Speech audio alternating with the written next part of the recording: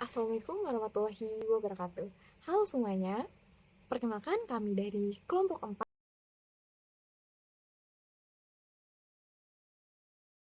Sebelumnya terima kasih kepada Bapak Joko Nugroho, SPSI MPSI selaku dosen pengampu mata kuliah Psikologi Kepribadian dan Pengembangan Pribadi yang telah memberikan kesempatan kami untuk mempresentasikan materi kali. Mungkin teman-teman sudah tahu bahwasannya kepribadian setiap individu itu berbeda-beda. Ada yang tenang, ada yang spontan, dan ada yang sangat terencana. Tapi teman-teman pernah kepikiran gak sih kenapa perbedaan itu bisa terjadi? Kenapa ada orang yang sangat terbuka dan ada yang pendiam? Nah, kali ini kelompok kami akan membahas rahasia di balik keunikan setiap individu. Yang pertama akan disampaikan oleh Kak Dewi Yanti. Waktu dan tempat dipersilakan. Halo, Assalamualaikum warahmatullahi wabarakatuh. Oke, izinkan aku di sini mendefinisikan teori dari Gordon Allport ya. Oke, teori keunikan kepribadian menurut Gordon Allport. Karena kan Gordon Allport sendiri, beliau itu terkenal dari teori kepribadiannya atau personality theory. Di sini sebelum kita jauh mengenal definisi dari teori kepribadian menurut Allport, kita kenal dulu siapa itu Gordon Allport. Gordon Allport itu dulunya yaitu memiliki nama lengkap Gordon William Allport atau yang sekarang kita kenal sebagai Gordon Allport atau Allport, yang lahir pada tanggal 11 November 1897 di Montezuma, Indiana.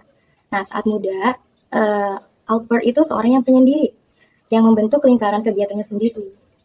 Gitu. Jadi awalnya Allport itu adalah seorang penyendiri. Lalu ayah Allport itu membuka bisnis usaha yang akhirnya singkat cerita ia menjadi seorang dokter dan ibunya menjadi seorang guru pada tahun 1919. Nah, Allport sendiri adalah lulusan dari Harvard University, jurusan filsafat dan ekonomi. Namun karena ia belum yakin, maka ia melanjutkan S3-nya, maksudnya belum yakin di sini, belum yakin karir di masa depannya gitu. Lalu ia melanjutkan S3-nya di bidang psikologi dan perlahan menjadi presiden di Harvard. Kita mulai mengembangkan teori-teori kepribadian. Ya, lalu pada tahun 1924, ia kembali lagi ke Harvard untuk mengajar. Lalu kita kembali ke definisi teorinya. Allport sendiri dia itu terinspirasi dari mana gitu, menciptakan teori keunikan kepribadian ini. Mari kita overview dulu di sisi atau sudut pandang Allport. Nah, yang mana Allport itu pada awalnya mengidolakan Freud, ya. Awalnya Allport itu mengidolakan Freud, tapi dia itu tidak setuju dengan gaya psikoanalisis yang digagas oleh Freud, karena menurutnya itu Freud itu menekankan pada bahwa manusia itu disetir oleh alam bawah sadar gitu. Psikoanalisis yang disetir oleh alam bawah sadar. Sedangkan kalau menurut Allport sendiri, bahwa manusia itu hidup dalam keadaan sadar. Lalu dari sini kita singkat cerita, Allport itu mengemukakan definisi.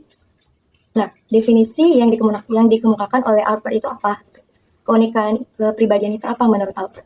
Nah, keunikan kepribadian menurut Allport adalah organisasi dinamik dari sistem psikofisik dalam individu yang menentukan penyesuaian yang unik terhadap karakteristik, perilaku, dan pemikirannya. Mungkin dari definisi tadi, ada beberapa kata yang menjadi kunci dari definisi keunikan individu menurut Allport. Yang mana tadi kan definisinya adalah organisasi dinamik dari sistem psikofisik yang berasal dari dalam individu yang kemudian menentukan penyesuaian dirinya terhadap karakteristik, perilaku, dan pemikirannya di lingkungan. Nah, yang pertama adalah dinamis. Yang mana dinamis ini merujuk pada perubahan perkembangan kepribadian saat seseorang mulai menyesuaikan diri dengan lingkungannya. Ya, dinamis itu maksudnya seseorang yang berubah dan mengalami perubahan dan perkembangan kepribadian, yang dia itu berusaha untuk menyesuaikan dirinya dengan lingkungannya. Nah, selain dinamis, Allport juga setelah dinamis itu ada yang namanya psikofisik. Nah, ketika seseorang mulai mengalami perubahan dan perkembangan, ada psikofisik yang akan dialami oleh pribadi tersebut atau individu tersebut, yang mana psikofisik ini merujuk kepada kepribadian seseorang yang berkembangnya itu dalam aspek mental dan fisik. Jadi luar dan dalam, berkembang secara dinamis dari mental dan fisiknya, yang mana akan menciptakan determine. Nah, ketika seseorang berkembang, yang berkembang itu apa? Psikofisik, mental, dan fisik yang akan menentukan determine. Maksudnya adalah yang akan menentukan kepribadiannya itu berperan aktif atau tidak dalam menentukan perilakunya di lingkungannya. Gitu. Nah, setelah berkembang secara mental dan fisik, menentukan tingkah perilakunya baik atau buruk di lingkungan, ia akan menjadi pribadi yang unik. Maksudnya unik ini adalah pribadi atau seseorang pasti memiliki karakteristik yang berbeda setiap orang, walaupun dia kembar. Walaupun dia kembar, yang dinyatakan kalau sebagian orang adalah kembar itu kayak ya dalam satu perut yang sama pasti sama gitu. Padahal tidak. Walaupun dia kembar, pasti memiliki ciri khasnya masing-masing, karakteristiknya masing-masing, baik matanya, sifatnya, atau kebiasaannya, ataupun mungkin cara sudut pandangnya menilai seseorang itu pasti berbeda. Nah, yang unik ini di sini adalah menunjuk bahwa tidak ada orang yang benar-benar sama dalam menyesuaikan dirinya dengan lingkungan. Sehingga tidak ada dua orang yang memiliki kepribadian yang sama. Jadi satu dengan dua orang itu pasti beda. Walaupun kita dimirip-miripin tapi pasti ada yang berbeda.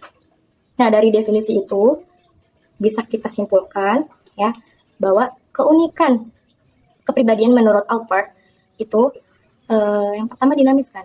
Kita mengalami perubahan, mengalami perkembangan atau pertumbuhan, yang mana pertumbuhan itu mencakup aspek mental dan juga fisik yang akan mengarah kepada determine atau menentukan. Nah, mental dan fisik ini yang akan menentukan nanti tingkah dan laku kita dalam menyesuaikan kepribadian kita di lingkungan kita, menentukan kita baik dan buruknya dipandang atau memandang seseorang dan menyesuaikan diri kita dengan lingkungan kita, yang akan menjadikan kita seseorang yang memiliki karakteristik yang unik, yang khas, yang menunjuk bahwa tidak ada seseorang yang memang benar-benar betul sama persis dengan kita. Pasti setiap orang itu berbeda dalam menyesuaikan dirinya, gaya belajarnya, sifatnya, sikapnya, dan lain sebagainya. Nah, seperti itu, definisi yang diharapkan oleh Alpert sendiri, itu diharapkan hasilnya itu akan membentuk perilaku individu yang ekspresif, yang bisa mengemukakan mengekspresikan gaya emosionalnya atau interaksinya sekaligus adaptif yang bisa yang bisa menerapkan sikapnya itu di mana dia dan tidak hanya bisa menyesuaikan dirinya dengan lingkungan, tapi juga bisa merenungkan dan berinteraksi dengan lingkungan yang sedemikian rupa sehingga lingkungan juga bisa menyesuaikan diri dengan mereka. Jadi intinya adalah keunikan pribadian menurut Alpert adalah menjadikan diri kita menjadi diri yang berkembang secara emosional dan fisik dengan baik, yang bisa menjadikan kita pribadi atau individu yang lebih baik lagi dalam berinteraksi maupun berekspresi, yang bisa mengungkapkan ekspresi kita ke orang-orang lingkungan sekitar kita dengan baik dan sesuai dengan pri kemanusiaan. Seperti itu mungkin materi yang dapat saya sampaikan. Selanjutnya akan saya lanjutkan materi selanjutnya pada teman saya. Terima kasih. Baik, terima kasih atas pemaparannya. Selanjutnya akan disampaikan oleh Kak Fazila. Waktu dan tempat dipersilakan. Selanjutnya adalah analisis faktorial dari Raymond Wickatel. Nah, analisis faktorial ini adalah sebuah teknik statistik yang berdasar pada korelasi antara variabel pengukuran untuk mengukur faktor umumnya. Jadi, kalau ada korelasi yang tinggi di antara variabel pengukurannya, berarti ada aspek-aspek yang mungkin sama dalam menyebabkan kepribadian tersebut. Misalnya kita berasumsi bahwa rasa bersalah dan introvert ini memiliki sebuah korelasi gitu ya. Nah, berarti ada faktor umum yang menyebabkan kenapa individu ini memiliki kepribadian tersebut. Nah, kenapa kita perlu memahami konsep kepribadian? Karena menurut Cattell, dengan kita mengetahui konsep kepribadian, kita nih bisa memprediksi bagaimana individu itu akan berperilaku dalam menghadapi sebuah situasi gitu. Nah, jadi kalau misalkan kita mau merubah sebuah perilaku nih menurut Cattell supaya fair, supaya adil, bijak gitu ya, kita perlu tahu dulu nih kepribadiannya tuh kayak gimana. Jadi kita bisa tahu sisi yang mesti diubahnya gitu. Nah, Raymond Mikatel ini mengklasifikasikan traits seseorang ini menjadi beberapa bagian. Yang pertama ada common and unique traits. Nah, common dan unique traits ini tuh adalah sifat umum dan sifat khusus. Sifat umum adalah sifat yang pada dasarnya memang ada di dalam diri setiap orang. Kayak misalkan pintar, semua orang ya pintar, tapi tingkatan pintar itu berbeda-beda setiap individu. Semua orang punya skill bersosialisasi, tapi kemampuannya itu ya berbeda-beda setiap individu. Kemudian ada surface and source traits. Nah, ini sifat permukaan dan sifat sumber kepribadian. Sifat permukaan itu sifat yang bisa kita lihat secara kasat mata gitu. Misalkan orang yang punya banyak teman, suka bersosialisasi, itu tipe orang yang supel gitu ya, punya banyak temen gitu. Sedangkan source traits ini adalah sebuah sifat perilaku yang kita ini perlu analisis faktorial tadi. Jadi kita nggak bisa lihat secara kasat mata gitu. Nah, berdasarkan dari asalnya, source traits ini tuh diklasifikasikan lagi menjadi dua, ada constitutional traits dan environmental traits. Nah, constitutional traits ini adalah sebuah karakter yang disebabkan oleh kondisi biologis. Misalnya kayak orang yang mabuk, yang suka mabuk gitu, itu cenderung berperilaku ceroboh, bicaranya ngawur, terus melakukan kekerasan, dan lain sebagainya. Sedangkan kalau environment mold traits ini adalah karakter yang didapatkan karena faktor lingkungan melalui proses pembelajaran. Misalnya kayak orang yang kerja di bidang musik itu beda sama orang yang bekerja di militer misalkan gitu. Nah, kemudian ada ability, temperamen, dan dynamic traits. Nah, ability ini adalah sebuah kemampuan, jadi sifat yang menentukan seberapa mampu seseorang dalam mencapai tujuannya gitu. Nah, faktor yang mempengaruhi ini tuh adalah intelligence. Jadi, orang yang punya intelligence tinggi itu cenderung memiliki kemampuan yang lebih baik dalam mencapai tujuannya. Kemudian, temperamen ini adalah sifat yang menggambarkan emosi seseorang dalam merespons sebuah situasi gitu. Apakah dia tipe orang yang tenang, apakah dia tipe orang yang gugup, apakah dia orang yang berani gitu. Nah, sedangkan dynamic traits ini adalah karakter yang mengendalikan tingkah laku seseorang, berperan dalam emosi, keinginan, maupun ketertarikan seseorang dalam suatu hal gitu. Ya, mungkin sekian yang bisa saya sampaikan. Kurang lebihnya saya mohon maaf ya. Terima kasih. Baik, terima kasih atas pemaparannya. Selanjutnya akan disampaikan oleh Kak Nur Rahma. Waktu dan tempat dipersilakan. Baik, terima kasih kepada Kak Radita selaku moderator yang telah memberikan saya kesempatan untuk mempresentasikan tentang dinamika kepribadian Ketel. Nah, jadi dinamika ini tuh ngejelasin gimana sih energi dalam diri manusia itu bekerja dan mempengaruhi perilaku kita sehari-hari. Nah, di sini Ketel itu membagi dinamika kepribadian manusia itu jadi 3 komponen utama dan saling berkaitan. Yang pertama yaitu earth atau dorongan unsur dasar kepribadian. Jadi ini tuh kayak kekuatan dalam diri kita yang mendorong kita buat ngelakuin sesuatu gitu. Kayak dan teman-teman pun pasti kalau mau melakukan sesuatu pasti ada dorongan dulu kan dari diri kalian. Nah, kayak misalkan kalian melakukan perilaku makan. Nah, pasti dalam diri kalian itu ada faktor pendorongnya gitu. Kayak misalkan kalian lapar, makanya kalian makan gitu. Nah, yang kedua yaitu sentimen. Nah, pasti teman-teman tuh nggak asing nih sama kata-kata sentimen. Nah, sentimen ini tuh dimana kita tahu sentimen itu perasaan dan emosi yang ada pada diri kita. Dan yang ketiga yaitu komponen yang ketiga yaitu sikap. Nah, sikap ini tuh kayak tindakan nyata atau perilaku respon yang kita lakukan, yang kita tunjukkan terhadap sesuatu. Nah, terus selanjutnya di sini ada beberapa tahap kepribadian. Nah, di sini tuh ada 6 tahap. Yang pertama yaitu tahap bayi, mulai dari umur 0 sampai 6 tahun. Nah, di umur ini tuh mulai ada pembentukan dasar kepribadian pada anak. Nah, terus yang kedua itu ada tahap anak mulai dari umur 6 sampai 12 tahun. Nah, di tahap ini tuh anak itu mulai berkembang dan kemandiriannya juga interaksinya itu juga udah mulai luas gitu. Terus yang ketiga yaitu tahap adolescent. Nah, adolescent ini tahapnya usianya 12 sampai 23 tahun. Nah, di masa ini tuh masa dimana banyak terjadi perubahan gitu, kayak baik secara fisik, emosional, sosial gitu. Nah, terus yang keempat ada tahap di usia 20, tahap keemasan di usia 23 sampai 50 tahun.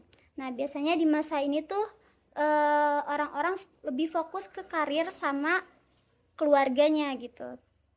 Terus yang kelima yaitu tahap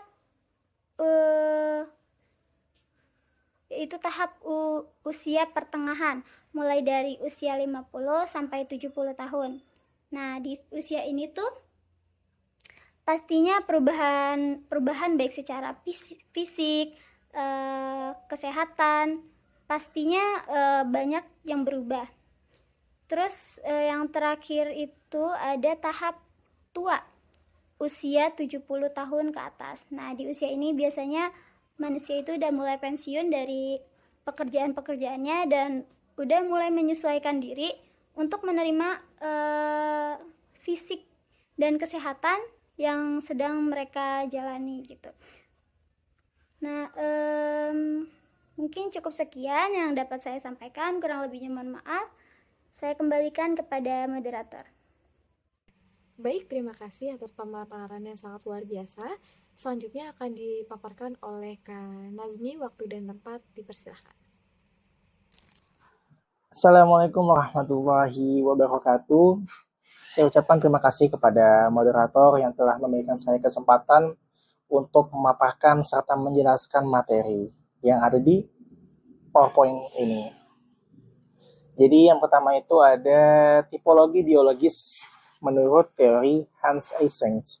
Nah, jadi di sini tuh menjelaskan bahwa kepribadian manusia itu dipengaruhi oleh faktor biologis atau genetik. Artinya, sifat-sifat seperti mudah marah, terus pendiam, aktif, atau tenang, itu bukan hanya hasil dari lingkungan, tetapi juga berasal dari tubuh kita atau sistem saraf seseorang. Nah, jadi nih, si Hans ini, dia itu percaya bahwa psikologi itu harus meneliti kepribadian secara ilmiah. Misalnya itu melalui pengukuran aktivitas otak atau reaksi biologis. Nah, agar bisa memahami dasar biologis dari perilaku manusia. Oke, selanjutnya ada materi tentang dimensi kepribadian Eysenck. Nah, jadi itu pertama itu adalah ekstraversi atau introversi. Nah, jadi dimensinya itu berkaitan dengan bagaimana seseorang mendapatkan energi dan berinteraksi dengan orang lain.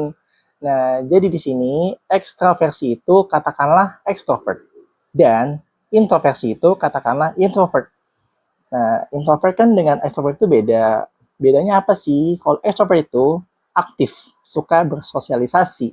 Nah, terus energinya itu suka muncul ketika bersama orang-orang di sekitar. Kalau introvert itu lebih tenang, dia tuh reflektif, dan dia tuh merasa nyaman saat sendirian atau dalam lingkungan kecil. Nah, jadi itu bedanya ya teman-teman. Nah, kedua itu ada yang namanya neuroticisme. Nah, jadi dimensi ini menggambarkan stabilitas emosional seseorang. Nah, kita ini bisa dibagi menjadi dua, yaitu ada skor tinggi dan juga ada skor rendah. Skor tinggi ini contohnya itu mudah cemas, mudah stres, terus juga sering merasa khawatir. Nah, kalau skor rendah itu lebih tenang, dia tuh stabil dan tidak mudah panik. Nah, jadi ini berkaitan dengan seberapa kuat sih seseorang mengendalikan emosi dan menghadapi tekanan. Dan yang ketiga, ada psikotisme. Nah, jadi dimensi ini menunjukkan kecenderungan perilaku yang keras, impulsif, dan kurang empati. Nah, ini juga dibagi menjadi dua. Ada skor tinggi dan juga ada skor rendah. Skor tinggi itu cenderung agresif, keras kepala, dan suka melawan aturan-aturan. Yang kedua itu ada skor rendah. Skor rendah itu lebih lembut, patuh, dan berempati terhadap orang lain. Jadi sebaliknya ya, teman-teman. Nah, oke. Oke, materi selanjutnya ini terkait struktur kepribadian Eysenck. Nah, ini kan dibagi menjadi beberapa poin ya. Yang pertama itu ada respon spesifik. Nah, jadi itu ini adalah reaksi seseorang terhadap situasi tertentu. Contoh, misalnya saat dimarahi guru, terus seseorang bisa langsung diam, terus juga marah, dan lain-lain sebagainya, atau menangis. Nah, jadi ini tuh adalah tindakan yang muncul atau muncul secara spontan gitu lah katakanlah ya. Jadi itu bisa spontan sesaat gitu. Yang kedua, itu ada respon kebiasaan. Nah, jadi respon kebiasaan ini kumpulan dari respon spesifik yang sering muncul berulang hingga menjadi suatu pola. Contoh, misalnya seseorang yang sering diam setiap kali marah. Dia tuh jadi sering diam nih ketika dimarahin nih. Nah, terus menjadi kebiasaan untuk menahan diri dia sendiri. Nah, jadi ini menunjukkan perilaku yang konsisten dari waktu ke waktu. Yang ketiga itu ada trait atau sifat. Nah, jadi itu merupakan karakteristik kepribadian yang stabil yang memengaruhi cara seseorang bertindak di berbagai situasi. Contohnya apa coba? Jadi contohnya ada sifat sabar, ada ramah, ada mudah cemas. Nah, itu adalah contoh-contohnya. Jadi trait ini tuh membuat seseorang punya gaya perilaku yang khas dan bisa diprediksi. Nah, yang keempat itu ada type atau tipe. Nah, jadi itu ini adalah tingkatan tertinggi nih dalam struktur kepribadian, yaitu gabungan dari beberapa trait utama. Contoh, misalnya tipe extrovert terbentuk dari kombinasi sifatnya ramah, aktif, dan senang menggaul. Dan introvert itu sebaliknya. Jadi, tipe ini tuh menunjukkan pola kepribadian umum seseorang. Jadi itu menunjukkan pola kepribadian umum seseorang secara menyeluruh. Oke, mungkin cukup sekian materi yang bisa saya paparkan. Kurang lebihnya mohon maaf, saya kembalikan kepada moderator. Terima kasih. Yang tadi sudah dijelaskan, dapat simpulkan bahwa ketiga teori ini meskipun memiliki pendekatan yang berbeda-beda, memberikan pemahaman yang lebih komprehensif tentang kepribadian manusia. Allport dengan penekanan pada keunikan individu, Cattell dengan analisis faktor yang telah terstruktur, dan Eysenck dengan pendekatan biologis yang menghubungkan kepribadian dengan faktor neurologis. Mereka saling melengkapi satu sama lain dalam menggambarkan keragaman dan kompleksitas kepribadian manusia. Sekian presentasi kali ini. Terima kasih kepada Pak Joko dan teman-teman semua yang sudah menyimak presentasi kami hingga akhir. Mohon maaf apabila ada kata-kata yang salah. Wabillahi taufiq wal hidayah. Wassalamualaikum warahmatullahi wabarakatuh. Iya, satu lagi. Kalau ada yang masih bingung, masih bertanya-tanya, boleh tulis di kolom komentar ya. Bye.